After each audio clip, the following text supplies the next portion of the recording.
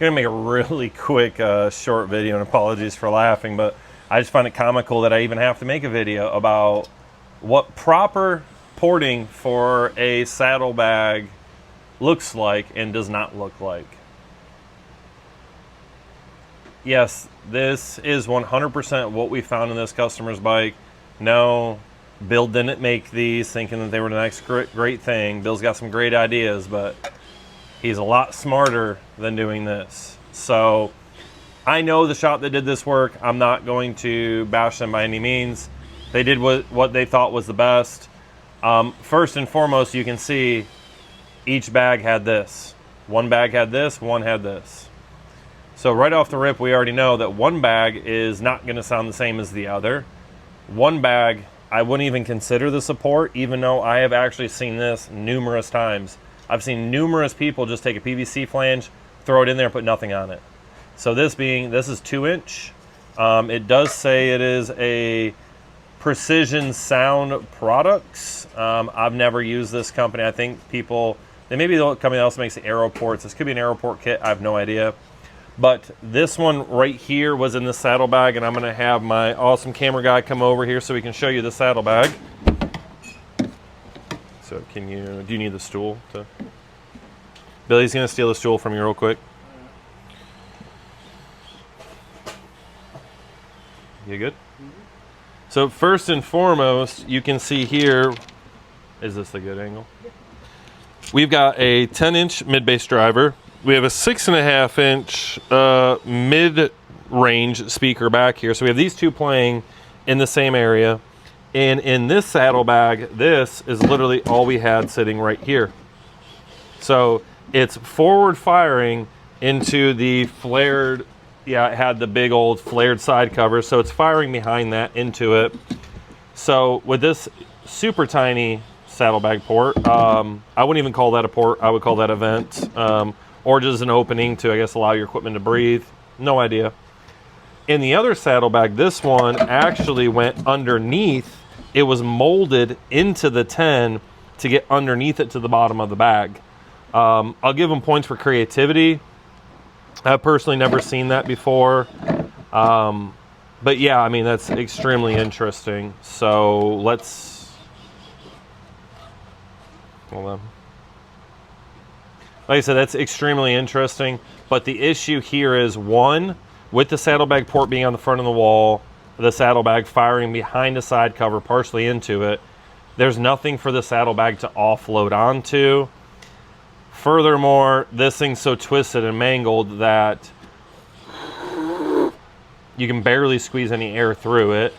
Look at this. It's all twisted, knotted, kinked, creased.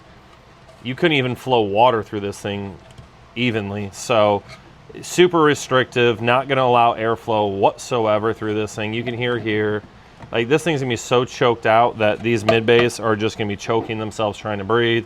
Plus it's going to be fighting the 6.5. It's going to be a crap show from the rip. All right, go back over there for me.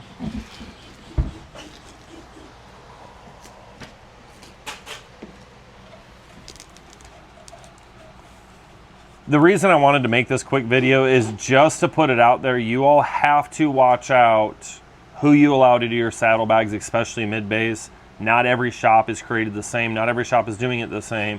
The way we do it, the way MVS Audio does it, Banff Audio, Jeep at Elite Motorcycle Customs in Maryland, Wayne over at Audio Solutions, all those guys do an extremely amazing job at sealing and porting their saddlebags. I know I'm forgetting some shops, so don't get upset with me if I forgot yours in particular. This is something you would never find in any of them. This is just absolutely ridiculous. Having just this, I would have rather kept the bag sealed versus doing any of this, which would have just fluttered the 6.5. And plus that's 2-inch, so that's going to bring the tuning frequency super down with a very high port velocity. So with this, even if this was properly done, like no kinks, nice bend, this would have tuned the saddlebag way farther down, which we're never going to play with the mid-bass anyway, so this would not have tuned it properly. Now, here at Davidson Audio, we 3D print our own flanges, or our ports. So this one right here is a 3.5-inch port. We did this because the combined length of this, I think this one comes in at 8.5 inches long. We have this nice rounded piece here. We do have to do a little sanding. Before y'all jump on the internet and say our 3D prints look like crap, please know we're still playing with the settings to get this nice and cleaned up. I want it looking nice and smooth, but we take some time to sand this. This flare right here all the way around prevents the chafing noise from the port, really helps with the airflow going into this. And then we have a smaller flare here. We're gonna work on making this flare a little bit better as well. But this coming in at roughly 8.5 inches, 3.5 inches, gives it a very smooth air velocity and actually roughly tunes these bags to like 56 to 58 hertz, which is where we're tuning these bags anyways. We typically do 50 to 150. So this being tuned down to the 50 is gonna give us a good mid-bass response. Now we also offer this in a 3-inch, which we use in Indian bags. We have 2 different flares that we've used. Like here's the same one rounded, it's a 2-piece. And then here's the one we typically use, but I'm also gonna put a round on this because on an Indian saddlebag, I'll bring it from the bottom 90 into this, rotate this, give it plenty of clearance from the saddlebag wall to allow that nice smooth airflow going out, which brings me to the one really important point that I just said is where we place our saddlebag ports on bags. On this Harley bag, once we get this repaired and everything, our mid-bass is gonna be here. Once we put our topper in, I literally put our port flange, that's not a good option right here, to where this is just below the topper and this screw will actually go into the naggy ring, allowing this just barely to clear it. And then I shoot it down into the bottom bag. It gives me more than enough room. We're easily a couple inches away from the bottom and the side for extended bags. But the important part is this is gonna go into the fender. And the reason for that is we want it to load off of something. If we were to just port it out the front, it's just gonna go into free air, nothing to put pressure on it and allow that mid-bass. Indians, we go off the bottom is we got an exhaust right there. So I like to offload it off the exhaust. So now, depending on, so well, I have a 2-into-1. All right, that's gonna change slightly what we do, but that's generally what we do. The best way is just go from right up here, port it into the fender, allow it to build that back pressure. So at the end of the day, this video is not by any means about bashing any shop on what they did. That's really creative, but it's not gonna work, y'all. This is so restrictive.